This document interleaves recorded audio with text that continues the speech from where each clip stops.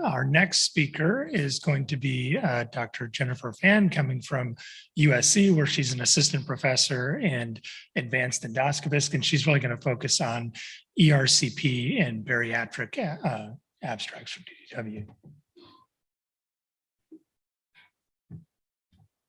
Thank you so much for having me, and thank you for the course directors for putting on this amazing post-DW course.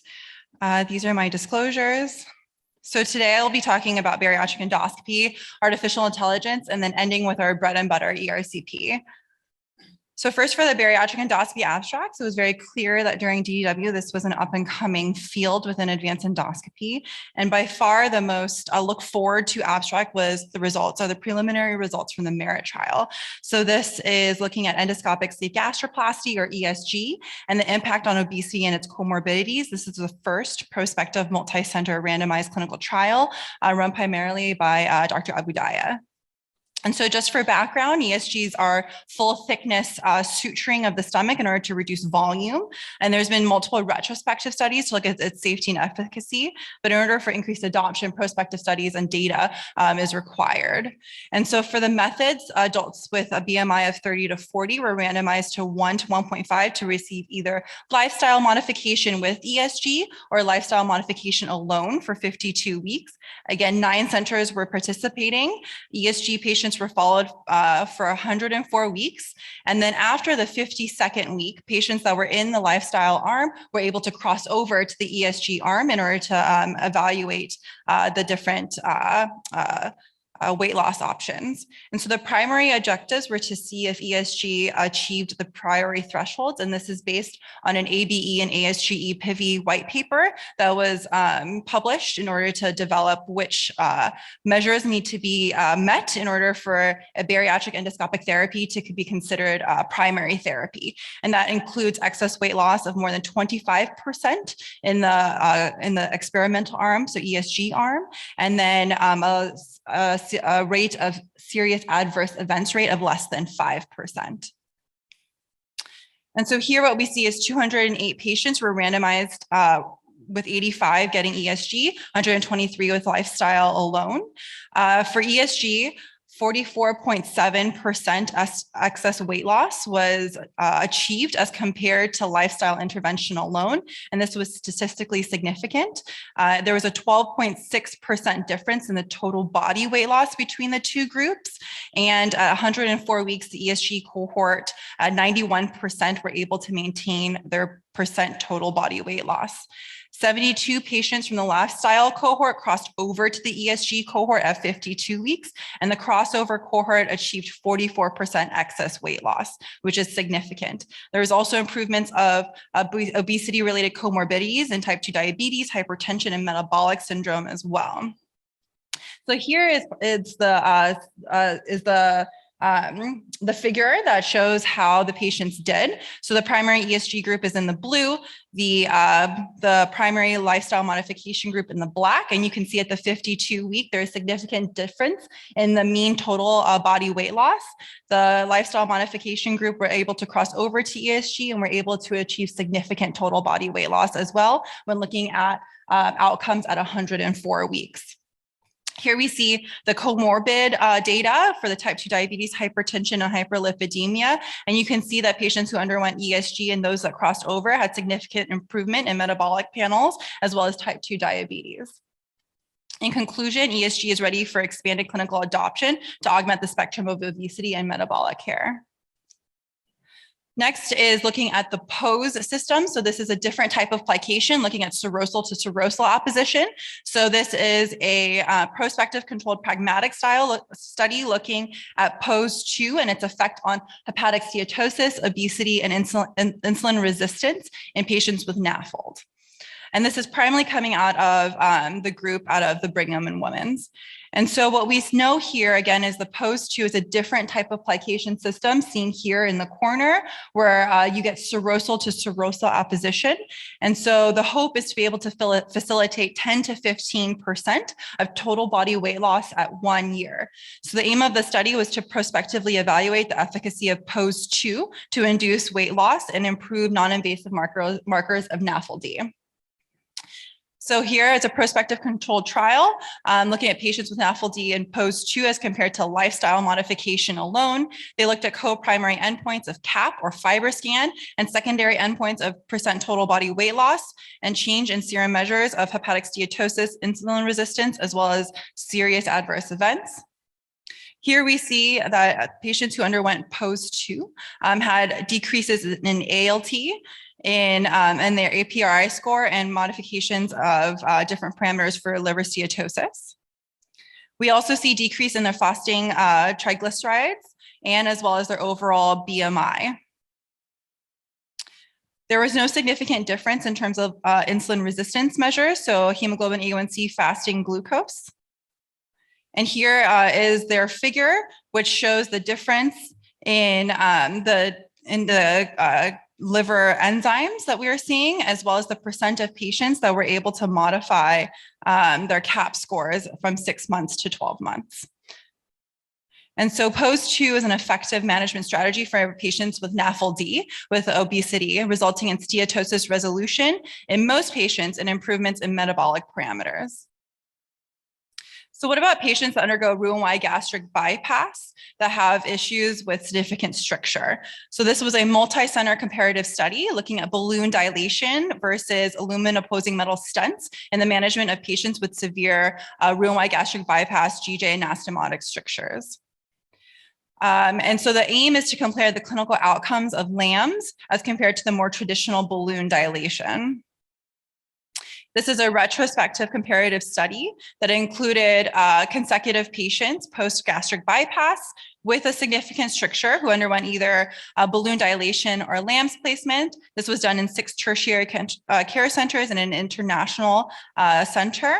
The clinical primary outcome was clinical success. So symptomatic resolution, which included postprandial fullness, nausea, vomiting, without crossing over to different treatment modalities, which included surgery or balloon dilation.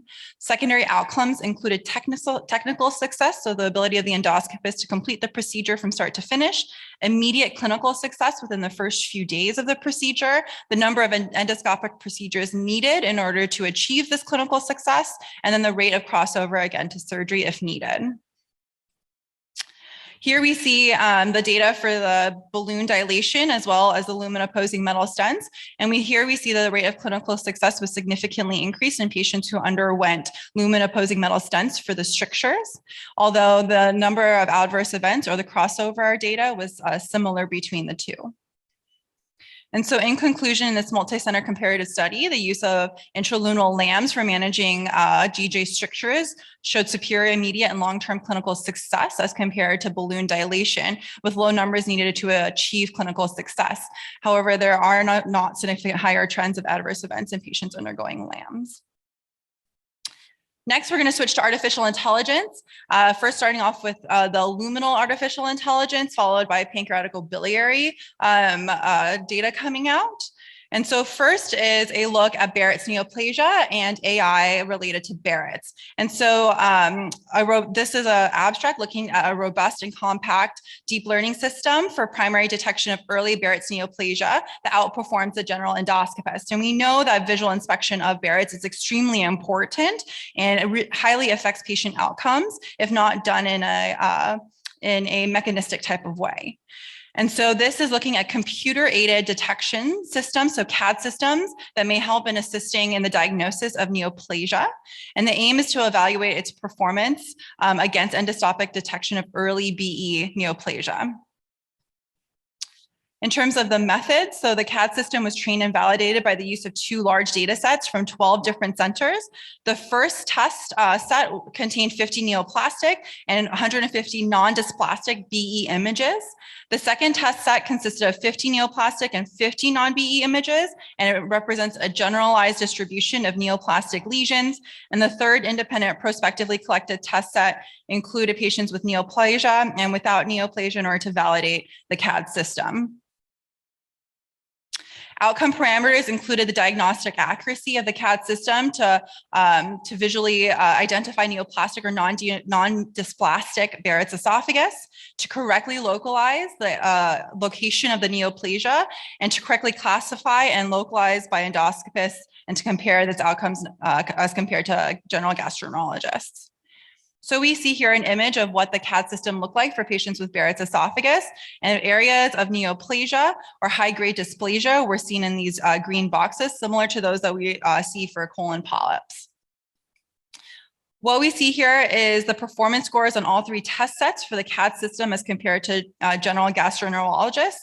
And what we see here is high sensitivity and specificity of the CAD system to identify neoplasia across all three test sets, with a very high 95 to 97% localization score. So being able to identify the correct location for dysplastic or neoplastic Barrett's esophagus. So in conclusion, the authors reported the results of a CAD system for Barrett's neoplasia, trained with the largest reported number of Barrett's images, trained from 12 centers and delineated by 13 experts to improve heterogeneity of training and robustness of the algorithm. This CAD system detected virtually all early Barrett's lesions and outperformed endoscopists in terms of the sensitivity for more subtle lesions, with an absolute increase of 20%. Next is for colon cancer, and I'm not going to talk a lot about the CAD system for colon polyps since that was highly looked at the previous session, but just to highlight the cost effectiveness of AI for screening colonoscopies. This was presented during the plenary session for the ASGE. And so in general, the AI is being used for colon cancer or colorectal cancer prevention. And the aim of the study is to investigate the incremental CRC prevention and cost effectiveness of the AI detection tool in screening colonoscopies. And so what we see here is they conducted a model microsimulation of using colonoscopy with and without AI for multiple different individuals. So the first was patients with average risk CRC screening for aged 50 to 80 years of age. The primary analysis was using the screening colonoscopy with or without AI every 10 years, starting at age 50 and finishing up at age 80, with a follow-up of until age 100, assuming 60% screening population intake. The secondary analysis was once in life screening colonoscopy at 65 years in average risk adults from 50 to 79 years old. And the main outcome measures were the incremental effect of AI assisted colonoscopy versus no AI. In terms of the primary analysis, so AI detection tools during screening colonoscopy increased the relative reduction of CRC incidence from 44 to 49%, which is a 5% incremental gain, and from 49 to 52% for mortality, which is a 3% incremental gain. The inclusion of AI detection tools decreased the discounted cost per screened individual from $3,400 to $3,343, so $57 per patient. And then on the US population level, implementing AI detection during screening colonoscopy resulted in a yearly additional prevention of almost 9,000 colorectal cancer cases, to almost 3,000 colorectal cancer related deaths, and a yearly savings of $290 million. And so for interpretation, the implementation of AI detection tools in screening colonoscopy is a cost saving strategy to prevent the incidence of colorectal cancer and its mortality. Next, we'll go to the pancreaticobiliary side of AI. Again, these are our preliminary studies and preliminary data, but definitely shows that hopefully in the next few years that there is a role for AI for advanced endoscopists in both pancreas and for biliary diagnostics. So the first study here is called ROSE-AID. It's artificial intelligence assisted rapid on-site evaluation for endoscopic, for EUS guided FMB of pancreatic solid lesions. So these are initial results from a prospective blinded trial. And so we know that on-site evaluation improves sample adequacy, but that's not widely available across all healthcare systems. And so this is an initial results from a ROSE-AID software that is being compared to in-person ROSE performed by a cytopathologist. So the method, so patients undergoing solid pancreatic masses using EUS FNA or FMB were enrolled in this single blinded clinical trial. After each EUS FNA pass, a slide was prepared, and then the slide was then evaluated by the gastroenterologist under a digital scanner. And then the images of interest within the slide were obtained and then loaded onto the AI software. The AI software was then able to offer a few different things, which included comments on the preliminary diagnosis and the assessment of adequacy based on the slide that was being evaluated. And then the slide itself was then given to the blinded cytopathologist in the room, and then the data was compared for AI versus that cytopathologist's adequacy. So 10 pancreatic lesions were all biopsied. In all cases, the biopsies underwent AI and on-site cytopathologist evaluation. The ROSE-8 had an overall accuracy of adequacy of 100%. For diagnosis of benign versus malignant lesions, ROSE-8 again demonstrated an accuracy of 100%. And then for final diagnosis, ROSE-8 accuracy was 90%. So there was one patient that had a ROSE-8 interpretation as a mass of adenocarcinoma, but the final pathologist result was carcinoma squamous differentiation. And so overall, ROSE-8 was easy to use and to incorporate into clinical practice. In the initial analysis so far, we found that ROSE-8 to be highly accurate to determine on-site adequacy of the sample. Lastly, in terms of biliary AI, so this was a project done by UMass and Mayo that looked at AI in terms of biliary strictures and won the Video Plenary Award at ASGE. So this is the development of and validation of a cholangioscopy convolution neural network capable of video analysis and accurate classification of biliary strictures. And as we kind of adapt cholangioscopy on a wider level, this would be very useful in terms of equivocating kind of endoscopist evaluation, visual interpretation of biliary strictures.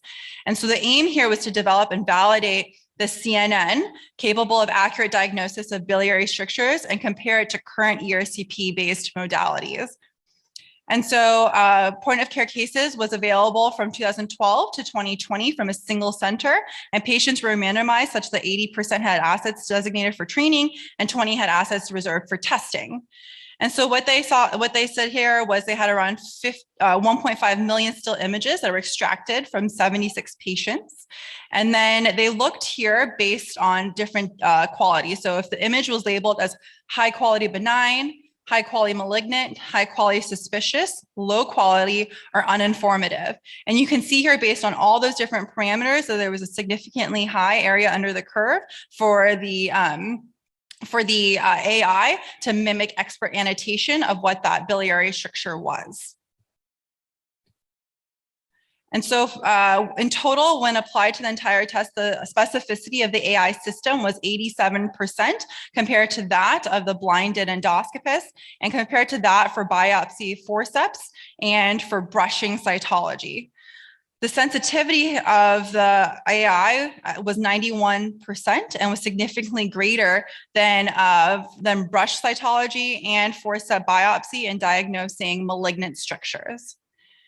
This slide here was borrowed from the authors themselves, and you can see here that this is your cholangioscopy visualization, and this is the AI system on top of it. And here being able to overlay areas of where there's high potential for malignancy. And this is AI cytological evaluation of the ductal brush, the biliary duct brushings, being able to show areas of foci here concerning for advanced pathology. And so this study demonstrates that the AI run on cholangioscopy videos is capable of accurately diagnosing biliary strictures with similar specificity but greater sensitivity than either brush cytology or forceps biopsies alone. So lastly, we're going to end on our bread and butter ERCP. And so one of the big things that came out of the ERCP was the development of a causal attribution system for post-ERCP adverse events. And this was done by an ASG lexicon in order to develop definitions for all common adverse events specifically associated with ERCPs, and to set criteria for the attributes relatedness between the adverse events and the antecedent ERCP. And so 6 endoscopists drafted the definitions of 7 post-ERCP adverse events or symptoms. And these included pancreatitis, bleeding, perforation, cholangitis, cholecystitis, abdominal pain, and other non-GI related adverse events. these possible outcomes for relatedness were either defined as definite, probable, possible, unlikely, unrelated, unclassifiable, based on each of these 7 different adverse events. And then various statistical methods were used to validate this. So I apologize for the small writing, but you can see that these are the different adverse events. All were deemed to be appropriate after multiple rounds of iterative feedback. And so what we see here, and this is an example for the relatedness of pancreatitis post ERCP, is if patients have specific symptoms, and we can classify whether these adverse events were specifically related to our ERCP or not. And so this is helpful to kind of homogenize how we study post ERCP adverse events and how we can classify them clinically as they are related to our own procedures. And so hopefully this will be coming out in GIE soon. Next is prophylactic endoscopic gallbladder stenting for cholecystitis after covered metal stent placement for distal biliary obstruction. This is in the theoretical but present concern that if a covered metal stent is crossing the cystic duct, that you may get cholecystitis in the future. And so here they examined the preventative effect of endoscopic gallbladder stenting on comorbid acute cholecystitis. And so these are the results. So a total of 281 patients were included. The technical success of gallbladder stenting prior to cover stent placement was 80%.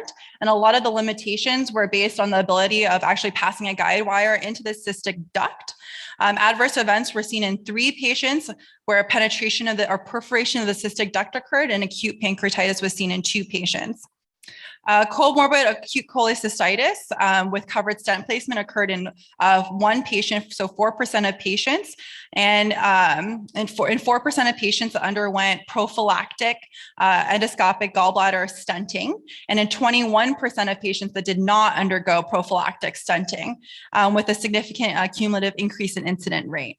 And the multivariate analysis showed that prophylactic gallbladder stenting significantly improved the risk of acute cholecystitis. And here you can see the Kaplan-Meier curve of acute cholecystitis free probability of patients who underwent gallbladder stenting and those that did not. Here we see the different multivariate analysis of risk factors for cholecystitis, and that include gallbladder stenting, tumor involvement of the distal CBD, and the diameter of the common bile duct. So in conclusion, although transpapillary stenting of the gallbladder duct is not easy, it is effective in terms of preventing acute cholecystitis associated with covered stent placement. Next, we'll switch over to pancreatoscopy and PD stones. So this is looking at single operator video pancreatoscopy for the management of symptomatic PD stones in selected patients with chronic pancreatitis. And this is a prospective multi-center cohort trial. And so the aim here is to be able to see if pancreatoscopy, treat pancreatoscopy with pancreatic lithiasis is as effective as ESWAL in patients with symptomatic chronic pancreatitis. And the ESWAL success rate is known to vary on average around 74%, but we don't have enough data to look at single operator pancreatoscopy with lithotripsy for PD stones. And so between 2019 and 2021, patients that had chronic obstructive pancreatitis and with less than 3 PD stones that were over 5 millimeters located in the pancreatic head or the pancreatic body were enrolled in this prospective multi-center cohort. And the technical success, primary endpoint was technical success. So that included complete clearance of the PD within 3 sessions of pancreatoscopy. And the secondary endpoints include clinical success, which included improvement in the pain score, the adverse events rates, and radiological PD diameter. So what we see here is 40 patients were included in the study. The pancreatoscopy with lithotripsy achieved complete stone clearance in 90% of patients with a mean number of 1.3 sessions, which seems quite low. Pancreatic stents were placed in around 90% of patients, and there was a mild adverse events rate of 7.5%. At 6 months follow-up, the rate of residual stones was 0%, and there was significant improvement in the pain score for patients who underwent pancreatoscopy with lithotripsy. And so in conclusion, Pancreatoscopy lithotripsy and treatment of PD stones is safe and achieves ductal clearance in 90% of selected patients. The median term results show pain relief in more than 2/3 of cases, and it's an effective alternative to ESWAL for patients with PD stones. Next is the incidence and risk factors for recurrence of ampullary adenomas after endoscopic papillectomy. This was an international multi-center cohort looking at patients with sporadic versus FAP-related ampullary adenomas. And the primary endpoint was to assess factors including efficacy, safety, durability, and risk factors for recurrence of FAP-associated and sporadic ampullary adenomas after endoscopic papillectomy. What we see here is patients either underwent standard hot snare papillectomy or EMR, and the adverse events rate was classified as intraprocedural, early, or late. 192 patients underwent ampullary patients with sporadic ampullary adenomas had more ampullary adenoma-related symptoms, had larger median size of the adenomas, and advanced histology. Just to move on a little bit because we're running out of time. So the ampullary adenoma recurrence was reported in 26% of patients and was significantly higher in patients with FAP compared to the sporadic population. However, those that had sporadic ampullary adenomas had more advanced histology, and 7 of those patients developed adenocarcinoma. On a regression analysis, that looked at risk factors for recurrence. This include, again, FAP and the use of APC. On-block resection obviously decreased the risk of AA recurrence. Next is to look at multi-hole self-expanding metal stents compared to fully covered and uncovered self-expandable metal stents in patients with unresectable malignant distal biliary obstructions. This was a propensity analysis. Again, looking at the days to recurrent biliary obstruction following placement of any of these 3 stents in patients with distal biliary obstruction. And so 40 patients underwent unresectable multi-hole unresectable distal biliary obstruction, and they had multi-hole self-expanding metal stents placed. And the control group had 40% that had fully covered and 34 patients had uncovered stents that were placed. And again, what we see here is that the time to recurrent biliary obstruction was significantly less in patients who had multi-hole self-expanding stents as compared to those who had fully covered metal stents. And the Kaplan-Meier curve showed that there was significant rates or significantly low rates of recurrent biliary obstruction. So 489 days until recurrent obstruction was seen in the multi-hole, 353 days in the fully covered, 306 days in the uncovered. And as we expect, tumor ingrowth occurred mostly in the uncovered, and stent migration happened mostly in the fully covered. These are the Kaplan-Meier curves, and then we'll move on to the last one. We can't really talk about ERCP without talking about infection control. And so there was a lot of different studies last year looking at single-use duodenoscopes, this year looking at sterile disposable elevator caps to reduce the rate of persistent duodenoscope contamination after reprocessing. And this was a prospective surveillance trial. And this is looking at the rate of recurrent infection. So 4 separate culture specimens were taken from multiple places along the duodenoscopes, the surface, at the elevator, in the open position, at the elevator in the closed position, and fluid obtained after sterile water flushing of the scope channel. The final cultures were done via FDA recommended reference laboratories, and culture data was divided into 3 different categories that were further divided by colony forming units. And so low to moderate concerning organisms, low to moderate concerning organisms greater than 100 CFU, and then high concerning organisms. And so 108 duodenoscopes were sampled. We can see here with the conventional duodenoscope, 81.3% returned positive for any sort of growth. For those with the removable cap or the disposable cap, 23% returned positive for any growth. And then of that, 100% were category 1, 0% were category 2 and 3. And so the disposable cap duodenoscopes had a significantly low rate of contamination as compared to our conventional duodenoscopes. And so the disposable cap duodenoscopes significantly reduced the rate of persistent contamination, as well as for the growth for any high concerning organisms after reprocessing.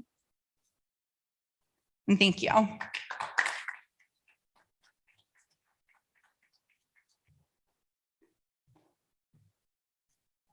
Come on up, Rajiv. Yeah, thank you both for a very entertaining session. As Rajiv's coming up and people are coming to the microphones or hopefully using the chat function, I'll just ask Jennifer a question. The merit study seems incredible, almost too good to be true. Like, this is fantastic. We have 100 million or so obese people in the US. We only do about 250,000 bariatric surgeries a year. Do we need to do a non-inferiority study versus LSG, or are we ready to just use this? And if so, how is it going to go from medical center to medical center and payer to payer? You've got something which is cheaper, ostensibly cheaper, and at least by estimated excess weight loss seems comparable both in meta-analysis and now in a randomized clinical trial, albeit to something that you knew it was going to beat, which is lifestyle modification. Where do you think it fits in? Where do we go next? Yeah, I think that's a great question. I think that's probably the most loaded question when we think about the role of endobariatrics in this. I think most of us think of it along a spectrum between medication use and surgery, and those that are either don't qualify for surgery or are wary of surgery. There are studies currently being underway that are looking at LSG versus ESG. But those are difficult to enroll patients in, right? It's really hard to sell a randomized trial like that. Most of these are propensity matched trials. I think there's definitely a role for endobariatrics. We see that ESG and POSE2 have percent total body weight losses of greater than 17 to 18%. Some studies going all the way to 22%. Given the bottleneck availability of bariatric surgeons, there's definitely a role here given the rates of obesity and how much it's climbing, not only locally within the United States, but worldwide. So any fellows out there, this is a growth area, so do it. Other questions from the audience? Rajiv, I'll give you one. So are there patients, just more of a clinical question than really one based necessarily on trial data, for EUS guided gallbladder drainage? Are there patients in whom either the comorbidity, be it advanced cirrhosis or the anatomy, make it a patient that you would say, I'm not going to drain this way. Maybe they should have a cholecystostomy tube or do something else when the surgeon says no? Yeah, in some patients, it could be technically difficult to place a stent connecting either the stomach or the duodenum to gallbladder. It could be contracted gallbladder size further away from lumen. And in some patients, massive ascites with free fluid between the gallbladder and the gastric duodenal wall. It can be challenging there. So these are the patients where, PT-GBD may be safer or more feasible as compared to EUS-GBD. But again, I think the trend over the last few years has been to move towards EUS-GBD. Two reasons. One, your drainage is much bigger. You're able to put a big 10 millimeter stent between the gallbladder and the stomach or duodenum. So it allows for better drainage, and it allows for your access to go into the gallbladder in a subsequent exam, take care of the stones, clear up the gallbladder, clear up the cystic duct if there is stones, and then remove the stent. Problem with PT-GBD is that if they don't go for surgery at some point, then drain becomes like a permanent feature to the body. It falls out, gets dislodged, the cystic, it gets obstructed, and then they need reintervention. And so for that non-malignant patient, maybe where you placed the drain, when do you go back and think about taking it out after you've just completed removing all the stones and clearing the ducts, and then you're ready? Or how long does it take to mature? For somebody who's had a LAMPS placed to drain the gallbladder, give them like 4 to 6 weeks to settle down, and then plan a repeat procedure to go into the gallbladder, remove the stones. And if the stones have been removed, I just leave a single pigtail stent, take the lamps out, and this single pigtail over time falls off. Or if I'm not able to clear up the gallstones, then I would leave double pigtail stents and take the lamps out. I don't want to leave lamps for a long time because risk of bleeding in these patients. Kelvin. Yes, this question for Dr. Edmond. So I know there was a trend of trying to do, measuring the hepatic venous pressure gradient through EUS. And there was a movement a while ago, but now in the hepatology world, we try to stay away from invasive testing. And so there's a lot of studies now actually coming out. The most recent one with the Podesky study in 2019 showing that there is a very good correlation between FibroScan, using the data for FibroScan to predict the clinically significant portal hypertension.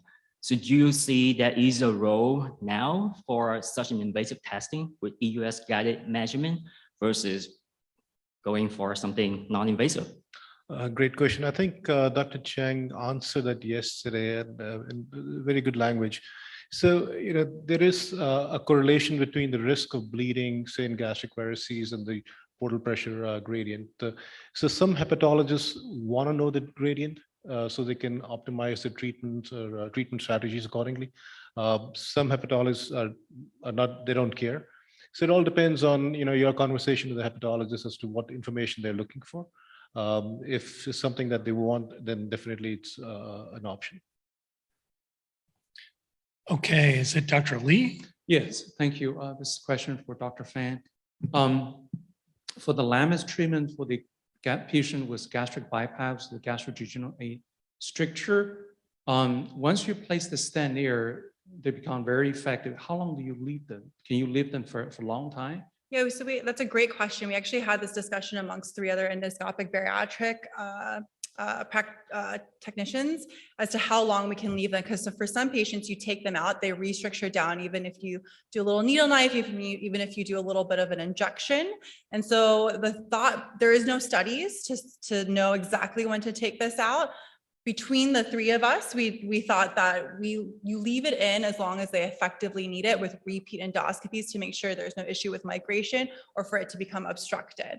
With a continued concern discussion with the patients that when we remove it, there's a risk of restenosis. But once you've restenosed once or twice, that there's a consideration of just leaving that in. But there's no data to know how many times, how long to leave them in for, what the risk of migration is once the body starts to accommodate to that persistent stretch.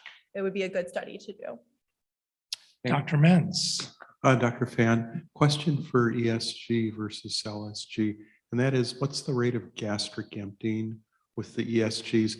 My bariatric surgeon in appropriate patients has done about 5 LSGs for severe gastroparesis with great results compared to their previous 2 or 3 years in hospitalizations prior to the procedure laparoscopically. So they've had good outcomes with LSG with gastroparesis? Yes. Baseline gastroparesis? Yes, severe gastroparesis. Usually they have about a 15 to 20 minute gastric emptying time with LSG. And the big question is whether the endoscopic approaches, for whatever reason, would lead to that same rapid emptying. I don't advocate it for everyone. These are just very severe gastric outlet. Without pyroplasty at all? Or? I think he's saying without Well, yeah. So there's only one big data set looking at gastric emptying with ESG, which shows a significant delay in gastric emptying. Not opposite. Correct.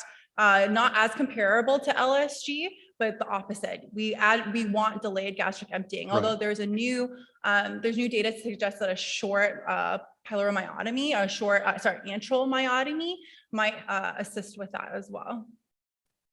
Thank you. Thank you both very much. I think we're going to end the session here. We'll have a short break and come back here at 3 p.m. for a couple of great state-of-the-arts and special honoree. Please do visit the galleries and complete your CME. See you in 15 minutes.